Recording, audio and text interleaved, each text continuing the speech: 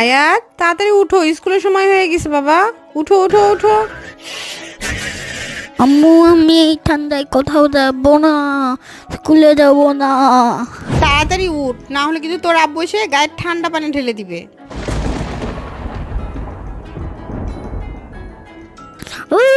ঠান্ডা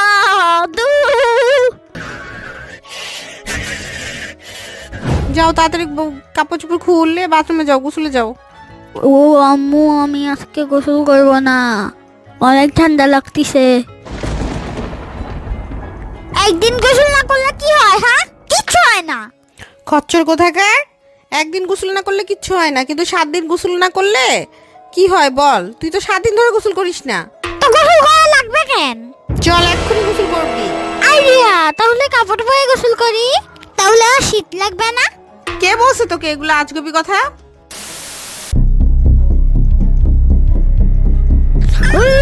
ঠান্ডা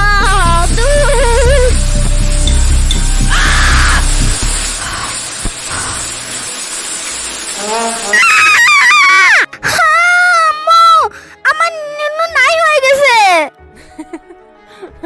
গরম পানি দিয়ে গোসল কর, তাহলে না আবার ফিরে আসবে।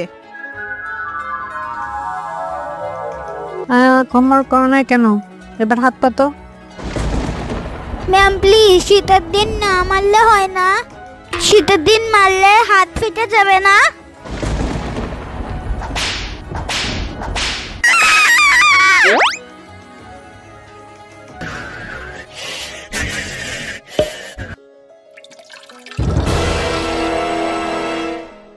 আম্মু তাড়াতাড়ি পানি নিয়ে আসো।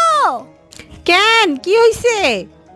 আমার পেটে মুঠা আগুন লাগছে আম্মু, আমার মতো দিয়ে ধোয়া বের হচ্ছে।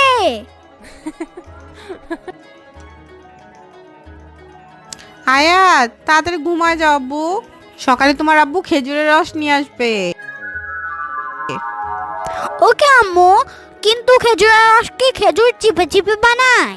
না রে বাবা, খেজুরের রস খেজুরের গাছ থেকে হয়। ও, তাহলে কি লেবুর রসও কি লেবুর গাছ থেকে হয়? ওই ঘুমা, তোর এত প্রশ্নের উত্তর আমার কাছে নাই।